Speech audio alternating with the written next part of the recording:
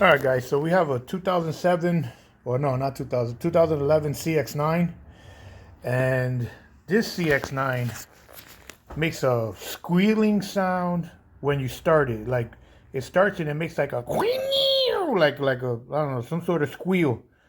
You know, it sounds like it. I thought it was a vacuum leak, but listening close, it's definitely the starter that's making a noise. So I'm gonna take the starter out. So what I did was I loosened up the air intake from here, just two 10mm on the rubber hoses, and then just you got to disconnect this one, and this one has a little clip you push back and slides right off. So then the battery tray comes out. It has 4 bolts, has the ones in here, and then there's one all the way in the back with a tab. Make sure you push the tab, get that out. And this is your starter right there. That's a better look at it. We're gonna have to take out those 2 10s here for the shifter cable so we could move it out of the way. Then probably this bracket here, there's a bolt right beneath it. And then of course the electrical connectors on the other side. And I think it's 2 14s on the actual starter one there, there's one on the back. And then that should come out. But if you're having a squealing sound once you start the car, you start it, it engages, and then when it disengages, it makes a wheel. I'll try to reproduce it, once I take it out, so you can, clearly hear it. But, it makes a weird noise, like a squeal. But it is a starter. I'm going to try to fix it, like greasing it up maybe, because it's the Bendix of the starter, the little gear that flies out of it. See if I could grease it and make it, not make that noise. If that's possible, I'll just put it back in, because there is nothing wrong with the starter except for that noise that it's making. All right, guys, so here, basically I took off this bracket here. I pushed it to the side. It's the one with the couple screws here. This little hose here, let me find it. Where the hell did it go? It's the one that's attached to the back. This one, just, you can pull it in and out. So just pull that one out, goes on the holder. And the hose, I opened up the clamps here, these clamps. That's where the that harness wire goes in. And I did the same thing in the front. This one is still connected. This is a cooling line. So I didn't want to mess with it, but you can take it out, but you don't have to. Just those 2, like that. You can push it all the way to the back like so. That's a clear shot of the starter. That's a clear shot. There's a 12 here in the front that has a plastic. It's in this plastic here. Jesus. So just open up this this little cover here, and that'll expose it. Has a tab in the front, so that just goes over it. Then loosen that. That's pretty much it. Now it's just the 2 14s that are in a holding it onto the actual car. For the front one, I got a wobble set here at Harbor Freight, so I used the long one and a medium-sized one, and you can just get the bolt through here like so. It'll be close to this. It'll go in through here like that with the long one, and then use the shorter one on the back. And just make sure there wobbles. You do need that little bit of play. And take the screws out, and off it comes. And once it's loose, I mean, it's pretty easy. Once you take off the 2 bolts, it slides right out. You still got this one connector here that is easier to remove once you got it loose. So just remove that last connector there, and then you can pull it right out. You'll be able to, that's why you got to loosen these harnesses off the plastic clips, so you're able to wiggle them out.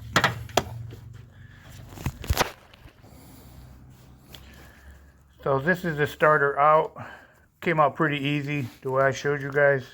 Just you got to remove that one bracket and cut the harnesses. Well, not cut, but take them off the clips and the two bolts here. It's pretty easy. Got a guider pins here, so 2 bolts, 14s like this. Pretty easy. And then just this one connector here. So you got to press down on the tab, pull down a little bit, and then up. Comes out pretty easy, but that's the starter. Looks like it's an original equipment, you know, Ford. So it is original. Doesn't look to be too old. So I'm thinking this was replaced at some point, but whatever. But I think the squealing that's happening is from this. It goes when it spins. You see how rusty it is in here? So there's no gear, no lubrication in here. So I'm thinking that it's just rubbing on this plastic washer here. You can see how rusty it is. There's no lubrication in here at all. So I'm gonna try to grease it up, and then I'll, just I'll jump these two and then ground it to see if it can actually work without making noise. Okay guys, so I put the jumpers on. I got these at Harbor Freight, alligator clips. I'm plugged into a battery. So when I ground this to this body, this should come out and spin. And you're gonna hear the noise that I'm talking about.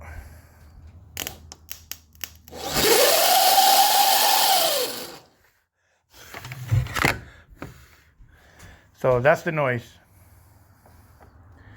My wires here can't take the 12 voltage, but these are meant for pretty low watts. But that's the noise that it's making. It's making this ugly noise here. So I'm gonna spray it up. Then I'm gonna maybe put some wheel bearing grease on it or something. See if I could quiet it down. Might be, because it works. It's just rusty, so let me see if I can fix that. All right, so basically I sprayed some WD-40 in there. This back washer here, where is it? I rubbed it with a Brillo pad because it was pretty sticky. Had a lot of dry grease on it. So I'm gonna just wipe it all down. And then I'm going to use some wheel bearing grease, high temperature, because it is on top of the motor basically. So it does get really hot and warm in here. So I'm going to go with some high temperature disc brake wheel bearing grease. This takes the high temps. So hopefully, obviously it won't stay in there forever, but let's see if I can get away without not having to replace it. But it does seem like this plastic here, it was I think this is where the noise is, that ugly screeching is happening from those plastic tabs. Seems to be somewhere, I don't know if they're supposed to be the same thickness on both sides, but you can see there's a gap on this side where it probably at some point was as thick as this, but from the wear or that ugly sound, is eating it up. I'm not sure until I see a new one, but I'm gonna grease it up like I said, and pack it in pretty good with grease. Spin it by hand. I spin it by hand. I move it back and forth. You can see there's some wear down there too. So yeah, that's pretty much it that I can do with this. So just get some high temp grease. I'll clean it up and then I'll do the same test and see if I got an improvement at all. All right, so I greased it up. I cleaned it up. I hit it with a Brillo pad on the back, spun it around a couple times, like so. There was some surface rust on this thing, so I rubbed it good. try to clean that up as good. I pulled it out, put some grease on the inside walls, so just try to get as much grease in there as possible. That's what I did. So now I got the jumpers on again. Now, mind you, these little jumpers that I got from Harbor Freight, they're like for 6 volts, so you might see a little bit of smoke. But, here you go. Here it is. Okay. There you go. Much quieter. You see the smoke from the alligator clips not being able to take it. Well, that's what it is. All right, so now that it's greased up, I'm gonna put it back in the car and give it a whirl. So I'm just gonna plug it back in and then just try it. But it does sound pretty quiet. I mean, it's not an awful lot of grease in there, but it's decent amount. So I placed the starter back in. Make sure you connect the small connector, before you place it. It has a guider pin, so it's pretty easy to put in place. Remember, you got to disconnect this hose from the plastic, and then grab the other connector that's here somewhere. And now be careful with these things here, because they will cut you really bad. So you're messing around here, try to take care of your hands. Make sure you run this wire underneath this hose, and just place this back on. Goes on like so. Pretty easy. Place the nut back on it, screw it up, and then I'll put the bracket back on and the shift linkage that I removed, a couple bolts. Then we'll give it a try.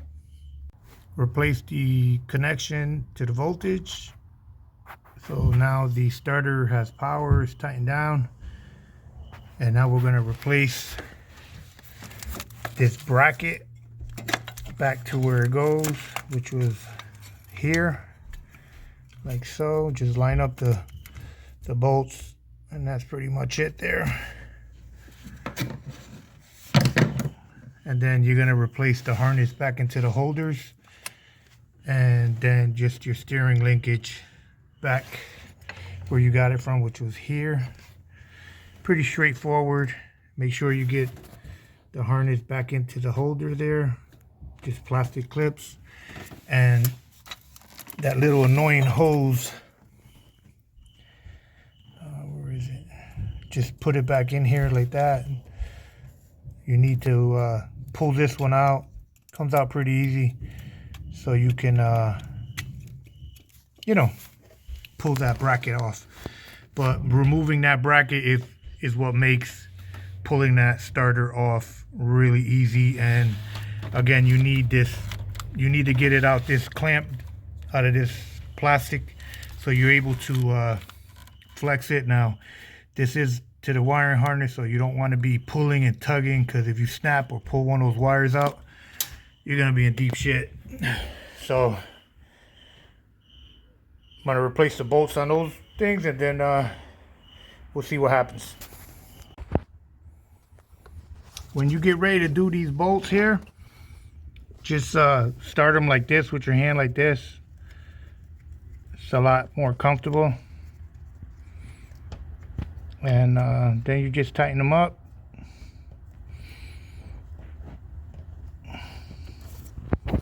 So that's pretty much how that goes. You got 1, 2 there, and then that lets that go. And the shift linkage is back on. You just gotta tighten it up. Make sure you put the harness back in here, and then just connect the air ducts back in. Don't forget your PVCs and the other breather, which is somewhere here. Where the hell is it? Oh, here. This one. Make sure that one's in, because that one is connected to the brake booster. You want good brakes, you need that to be plugged in. Alrighty guys, let me just tighten this up. So when you're replacing your battery tray, make sure you get that bolt in over there first, and then the screws that goes here are attached to the wire harness. Just bend that back up and then put in a bolt here, screw on the something onto the that. Just put the other two bolts in and then tighten them down. Make sure that your battery cables are above, they're not underneath the tray. Make sure they're above. All right guys, so now we just have to put the battery back. Now we're gonna put the ductwork back on. Now, I suggest this one here goes here to this hole, don't forget it, and the other one to the other side. Now, loosening this up is a pain in the ass because it was on this side towards the firewall. Just take the screw out and the nut, and flip the screw around like so, and leave it in this position. So like that, you can get it from this side of the engine and not behind it, because it's really hard to tighten this down when it's facing the other way. That's the only thing I suggest. Just remove the bolt. Instead of the head being here, just take it out and grab the nut, put it on this side, you know, so it's in this fashion here, like this. And so when you're here, it'll be like this, and you can tighten it from the front way easier than the back, because this must be tight. This is what I mean, that I can get to the screw from this side. I can screw it. Can't focus there, but I got it facing this way. So the PVC that's under this one, just push it back in, and just plug in that one, and then replace the air cleaner or the top assembly, which is this. And don't forget to connect your map sensor. This one here, you know, plug it in and then push in that red tab.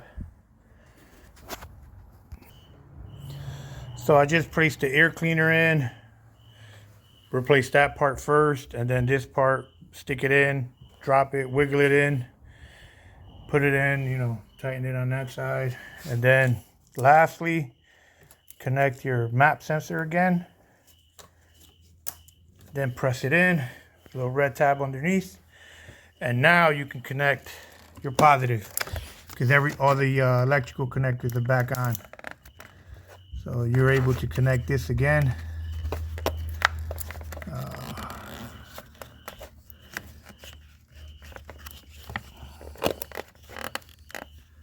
Yeah, so I'll just tighten this up, and then we'll check it out. All right, so now we'll try and see if we get that ugly squeal.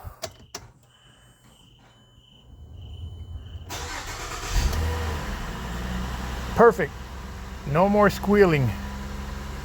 Basically what will happen is we will start it and it'll be like, and then when it will start and let go, it'll make an ugly, whiny, grinding noise that was kind of scary. But now sounds beautiful.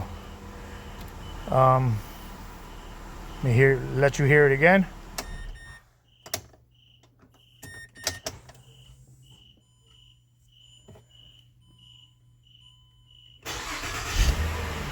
Perfect. That's all you need. You need a little. So that's pretty much all you need. A little bit of grease. If your car's starting and it's just making that ugly winding noise, you know, which a lot of these Mazdas are known to do, that's all you have to do.